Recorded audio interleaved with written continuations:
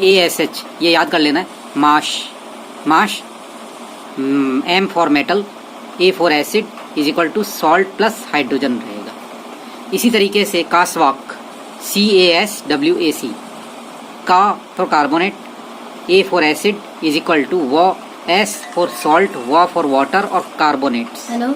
इसी तरीके से आसवाट AASWAT, alkaline, acid, salt and water बनेगा। हेलो। एल्कलाइन क्या होते हैं, जितने भी बेसिस होते हैं वो सारे सारे एल्कलाइन होते हैं, लेकिन सारे के सारे एल्कलाइन जो है जितने भी एल्कलाइन होते हैं वो बेसिस होते हैं, लेकिन सारे के सारे बेसिस एल्कलाइन नहीं होते।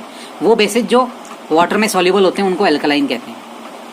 जैसे ये सोडियम ऑक्साइड प्लस वाटर, तो सोडियम हाइड्रोक्साइड बनेगा। Copper oxide plus sulphuric acid, copper sulphate plus water. ये ऑसवॉक मैंने बताया। ये एसिड, ये क्या है, एल्कलाइन, और ये क्या है, एसिड, मिलकर के आपके क्या बन रहा है, salt plus water. Measuring the rate of reaction, reaction अभी तक जो अपन पढ़ रहे थे कि जैसे कि मेटल और एसिड रिएक्शन कर रहे हैं, तो वो किस किस चीज़ पे डिपेंड करता है। जितनी भी रिएक्शन होती है, एक तो टेम्परेचर पे डिपेंड करती है कि उस, ठीक है, दूसरी चीज़ फिर उसमें उसकी कंसंट्रेशन पे डिपेंड करती है। रिएक्शन हो रही है, तो इस रिएक्शन से ये, इसको क्या कहते हैं, इस तरफ जितने भी हैं, इसके किस तरफ हैं, ये लेफ्ट हैंड साइड में, ये सारे के सारे रिएक्टेंट हैं, इनको हम कहेंगे रिएक्टेंट। और जो इससे बन रहे हैं ये प्रोडक्ट है। अब इसमें जो ये इसकी जो स्पीड है, जिंक और हाइड्रोक्लोरिक एसिड को रिएक्ट करके जिंक क्लोराइड और हाइड्रोजन गैस बनने की, इसकी जो स्पीड है, इसकी जो रेट है पर सेकेंड, हम उसको क्या कहते हैं, रेट ऑफ रिएक्शन। अब इसको मेजर किस तरीके से करेंगे, तो मैग्नीशियम को हाइड्रोक्लोरिक एसिड के साथ में मिला देता हूँ, तो ये क्या बनेगा, मैग्नीशियम क्लोराइड प्लस हाइड्रोजन, ये चीज़ बन गई। यहाँ से हाइड्रोजन और मैग्नीशियम क्लोराइड बनने की जो स्पीड है, एक सेकंड में कितना बन रहा है, इसका अमाउंट, वो हम उसको क्या कहेंगे, उसको कहेंगे रेट ऑफ रिएक्शन। अब देखो, रिएक्शन निकालने का एक तरीका ये भी है, जैसे ये हाइड्रोक्लोरिक एसिड ले लिया इसमें, और इसमें कुछ हमने क्या डाल दिया, मैग्नीशियम डाल दिया। अब ये गैस जो है इसमें से आकर के, सिरिंज के रास्ते से आकर के इसमें आ जाएगी, तो सिरिंज के ऊपर जो स्केल बना हुआ है उससे हमको पता चल जाएगा कि कितनी वॉल्यूम का गैस इवॉल्व हुई है। जितने वॉल्यूम का गैस एक सेकंड में इवॉल्व हो जाएगी, वो उसकी रेट हो जाएगी। तो ये जो चीज़ है, हमने इसमें मैग्नीशियम मिलाया, हाइड्रोक्लोरिक एसिड डाला। अगर मैं बड़ा सा पीस डाल देता हूँ तो रिएक्शन धीरे धीरे होगी, लेकिन अगर मैं मैग्नीशियम के छोटे छोटे टुकड़े कर देता हूँ, पीस कर देता हूँ, चूरा कर देता हूँ और वो डालता हूँ, तो रेट ऑफ रिएक्शन बढ़ जाएगी। होगी वो पहले तेजी से शुरू हो जाएगी, फिर धीरे धीरे जैसे ही इसका कंसंट्रेशन कम होगा, रिएक्टेंट है उसका कंसंट्रेशन कम हुआ, तो फिर क्या होगा, धीरे बनना शुरू हो जाएगी। रिएक्शन के अंदर तो जितना बनना है उतना बन गया, लास्ट में क्या होगा, रिएक्शन रुकेगी ना, ठीक है। साथ में तो हमारे पास में जो रिएक्टेंट होता है वो बहुत सारा होता है, तो जो है रिएक्शन किस तरीके से तेजी से चलती है, धीरे धीरे धीरे धीरे जाती जाती क्या हो जाती है, रिएक्शन, फिर रिएक्शन बंद हो जाती है, ठीक है, फिर खत्म हो जाती है भाई रिएक्शन, टाइम बीतता जाता है, ये टाइम है, और ये total volume of hydrogen gas. इसके बाद में हाइड्रोजन गैस का वॉल्यूम फिक्स रहता है, जितना इसमें भर चुका है उतना का उतना भरा हुआ रहेगा, उससे ज़्यादा बनेगा क्या। इसके अंदर रिएक्शन यहाँ पर ये चल रही है, 0 सेकेंड में 0 हाइड्रोजन गैस आई, 30 में 10, 60 तक 20 आ गई, 90 तक 26, अब स्पीड कम हो रही है, 120 में 40 आई, 150 48, 180 54, 210 60,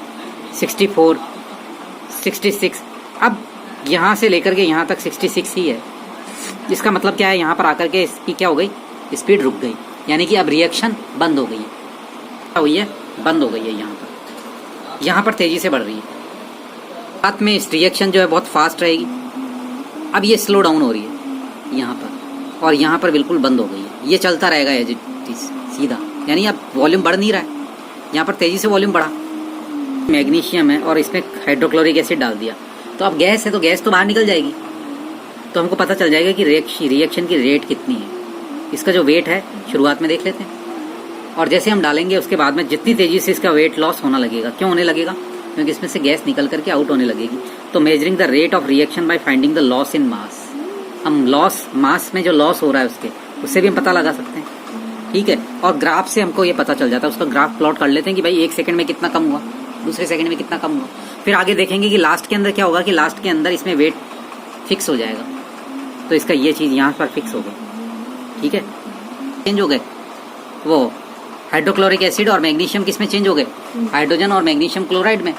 जब सारी चीज़ें चेंज हो गई तो फिर क्या चीज़ रिएक्शन होगी क्या, फिर कोई रिएक्शन। केमिकल रिएक्शन में क्या होता है, पार्टिकल्स होते हैं जो रिएक्शन में इन्वॉल्व होते हैं, वो क्या होते हैं, बहुत तेजी से एक दूसरे से टकराते हैं और पार्टिकल्स रिएक्ट, और जब वो कम होते जाते हैं, जैसे ये कम हो गए तो अब कम टकराएंगे, फिर और कम हो जाएंगे, तो फिर वो बचेंगे नहीं टकराने के लिए आपस में, ठीक है। तो फिर ये रिएक्शन खत्म हो जाती है, स्लो होने लग जाती है, ठीक है। जैसे एक मिश्री दे दिया, बड़ा सा मिश्री का वो दे दिया टुकड़ा, ठीक है।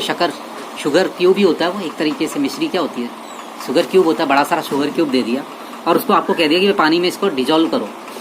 आप लेकर के उसको हिलाने लग गए पानी में डाल कर। लेकिन मैंने क्या किया, मैंने एक दूसरा काम और किया कि उसी शुगर क्यूब को मैंने जो बिल्कुल बारीक पीस दिया, बारीक पीस करके फिर पानी में डाल करके घोला।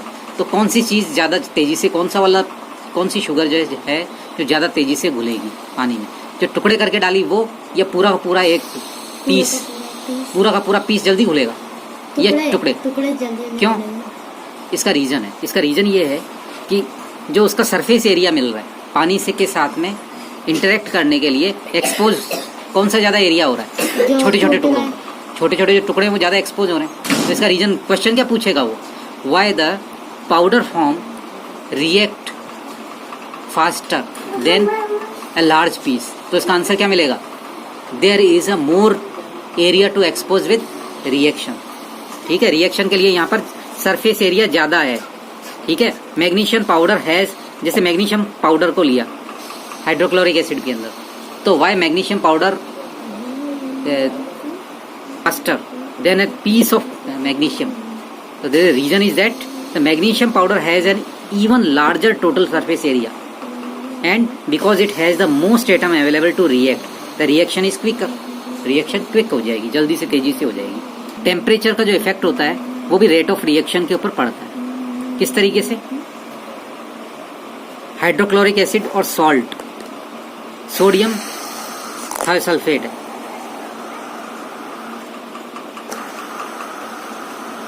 तो इसमें हाइड्रोक्लोरिक एसिड और सोडियम थायोसल्फेट को हम लेते हैं। तो इसमें अगर टेम्परेचर अगर कम रहेगा तो रिएक्शन धीरे होगी, और अगर हम थोड़ा सा टेम्परेचर बढ़ा देते हैं तो उसमें जल्दी से प्रेसिपिटेशन आ जाए। प्रेसिपिटेशन मतलब नीचे कुछ बैठ जाएगा सरफेस के नीचे, precipitation. In reaction something is not soluble in water, so it forms precipitate.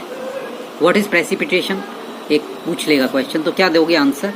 Answer is the something that is not soluble in water makes precipitate. ठीक है, हाइड्रोक्लोरिक एसिड और सोडियम थायोसल्फेट को मिक्स किया, the mixture become cloudy, this is because the sulphur is produced, उससे sulphur produce होगा, तो ये insoluble रहेगा वाटर के अंदर और प्रेसिपिटेट बन जाएगा। अपन ने पढ़ी है उसमें, देखो यहाँ पर ये टाइम, ये 30 डिग्री सेंटीग्रेड के ऊपर था और ये 40 डिग्री सेंटीग्रेड के ऊपर। इसका रीज़न क्या था कि टेम्परेचर के अंदर हमने जो, अच्छा रिएक्शन किस तरीके से होती है, रिएक्शन जब आपस में एटम्स कोलाइड होते हैं तो आपस में एक दूसरे से टकराते हैं तभी रिएक्शन होती है। अच्छा, टेम्परेचर बढ़ाने से क्या होता है, टेम्परेचर बढ़ाने से जो उसके एटम्स होते हैं वो तेज़ी से मूव करते हैं, with more energy the particles are move faster, so temperature affect the collision of atoms and the reaction takes place very fast, whereas at the low temperature slowly interact and collide, so reaction takes place slow. Such example, that is at the 30 degree centigrade the graph moves this type, reaction takes place very slow, and in this type where 40 degree centigrade reaction takes place very fast and then stops when reactant are consumed. reactant जब खत्म हो जाते हैं, consume हो जाते हैं, तब reaction stop हो जाती है। लेकिन इसमें तेजी से बन गया, इसमें धीरे धीरे बना। शुगर को पानी में एक तो गर्म पानी में मिक्स किया और एक ठंडे पानी में मिक्स किया, तो किसमें ज़्यादा फास्ट हो रही है, गर्म पानी में। क्यों? क्योंकि उसके पास पार्टिकल्स जो है वो कोलाइड होने के लिए, शुगर पार्टिकल से कोलाइड होने के लिए ज़्यादा है, फास्ट है। The concentration means in a 1 cup of water, you add in 1 cup, you add 1 teaspoon of sugar, and in other you mix 2 teaspoon of sugar. Which one is more sweeter? ज़्यादा मीठा कौन सा होगा? जिसमें 2 चम्मच शक्कर डाली वो, या 1 चम्मच डाली? जो 2 चम्मच डाली। पानी उतना का उतना ही है दोनों में। अच्छा, मैं पानी है ना जो 1 के अंदर डबल कर देता हूँ और उसमें 2 कप शुगर या 3 गुना कर देता हूँ पानी, और उसमें 2 चम्मच शुगर डालता हूँ, और 1 कप है उसका आधा कर देता हूँ, उसमें 1 चम्मच शुगर डालता हूँ, तो किसका ज़्यादा मीठा रहेगा? जिसमें 1 चम्मच है और पानी आधा कर दिया। क्यों? ऐसा क्यों? ऐसा इसलिए कि पानी ज़्यादा बढ़ा दिया और हमने 2 ही कप उसके अंदर शुगर, तो कंसंट्रेशन किसकी ज़्यादा रही? जिसमें आधा कप। ठीक है, तो पर लीटर के अंदर कितना चीज़ हम डालते हैं, कोई भी चीज़ मिक्स करते हैं पर लीटर में या पर 100 ग्राम के अंदर, वो चीज़ कितनी है? पर 100 वॉल्यूम के अंदर, उसके वॉल्यूम, तो कंसंट्रेशन डिपेंड करती है वॉल्यूम के ऊपर। उस वॉल्यूम के अंदर दूसरी चीज़ कितनी है, दैट इज़ कंसंट्रेशन। अगर आपने हाइड्रोक्लोरिक एसिड लिया, के अंदर आपने ज़्यादा मैग्नीशियम डाल दिया, मैग्नीज के टुकड़े डाल दिए, तो कंसंट्रेशन मैग्नीज की हो गई, ज़्यादा हो गया, तो रिएक्शन फास्ट होगी। लेकिन अगर आपने कम डाला तो रिएक्शन कम होगी। कंसंट्रेशन ले ली, एक में एसिड की कंसंट्रेशन कम ली और एक में एसिड की कंसंट्रेशन ज़्यादा ली, तो एसिड की मैग्नीज के अंदर हाइड्रोक्लोरिक एसिड डाला। अगर हाइड्रोक्लोरिक एसिड की जो कंसंट्रेशन है मैंने ज़्यादा कर दी, पानी के साथ में मिक्स कर रहे हैं, अगर उसकी कंसंट्रेशन अगर मैंने कम कर दी तो क्या होगा? उसकी रिएक्शन लो हो जाएगी और हाई कंसंट्रेशन पे वो ज़्यादा हो जाएगी। यहाँ पर हमारे पास में हाइड्रोक्लोरिक एसिड है, वो ज़्यादा पार्टिकल्स हैं। हाइड्रोक्लोरिक एसिड के यहाँ पर कंसंट्रेशन ज़्यादा, यानी हाइड्रोक्लोरिक एसिड यहाँ ज़्यादा और यहाँ पर कम है। हाइड्रोक्लोरिक एसिड ज़्यादा अवेलेबल है, तो ज़्यादा अवेलेबल है तो ज़्यादा रिएक्ट करेगा, और कम है तो वो कम रिएक्ट करेगा। तो रिएक्शन किस में ज़्यादा होगी? जिसमें हाइड्रोक्लोरिक एसिड के पार्टिकल ज़्यादा होंगे, यानी कंसंट्रेशन ज़्यादा होगी। ठीक है, इस जो है this is does not take does not take place in reaction but fast the reaction को फास्ट करवा देता है। मैंने जैसे 2 बच्चे हैं, दोनों के अंदर मैंने आपका और इसका नोरेन का एग्जांपल दिया, मैंने आपको भी भड़काया उसको भी भड़काया, मैं तो अपना सेफ पड़ा हूँ, लड़ाई किस में हो रही है? आप दोनों में। ठीक है, और मैंने ज़्यादा तेज़ी से भड़का दिया तो दोनों में तेज़ी से लड़ाई होगी। तो ये कैटलिस्ट क्या करता है? Does not take part in reaction but fast the reaction को फास्ट करवा देता है। That is the catalyst. Since that speed up reaction but remain unchanged at the end of the reaction is called catalyst. उसके ऊपर कोई फर्क नहीं पड़ेगा, कैटलिस्ट के ऊपर कोई फर्क नहीं पड़ेगा, वो सिर्फ दोनों को रिएक्शन करवा देगा, दोनों को लड़वा देगा, खत्म बात। बायोलॉजिकल एंजाइम्स, बायोलॉजिकल कैटलिस्ट भी होते हैं। तो एंजाइम्स जो होते हैं, हम फूड जो होता है उसको खाते हैं तो डाइजेस्ट होने के लिए क्या होता है? एंजाइम्स होते हैं कुछ। तो हमारे कोई भी बॉडी पार्टिकल्स जो भी हम खाते हैं वो किस तरीके से बॉडी के अंदर डाइजेस्ट होता है? हम खाते हैं वो टुकड़े टुकड़े में पार्टिकल्स में डिवाइड हो जाते हैं। इस पार्टिकल्स को ब्रेक डाउन करने के लिए इसको बायोलॉजिकल कैटलिस्ट होते हैं, जो हम ऊपर से लेते हैं, कहते हैं कि खाना पच जाएगा। जैसे दवाइयाँ लेते हैं हाइड्रोक्लोरिक एसिड वाली मिक्स वाली रहती है, देखी होगी तुमने कि खाना नहीं पच रहा है या खाना इसको कम खा रहा है, तो क्या करते हैं? डॉक्टर से दवाई लेते हैं ना, मेडिसिन लेते हैं। तो वो जो होते हैं वो क्या होते हैं? एंजाइम्स होते हैं। वो हमारे फूड को क्या करते हैं? जल्दी से ब्रेक डाउन कर देते हैं। तो हमारा पेट ऐसा भारी, कहते लिविंग थिंग्स, जितने भी लिविंग ऑर्गेनिज्म होते हैं उनके अंदर एक एंजाइम होता है, that is called catalase. All living cells have an enzyme that is called catalase which speed up the break down of hydrogen peroxide. ठीक है, वो उसको टुकड़े कर देता जल्दी से।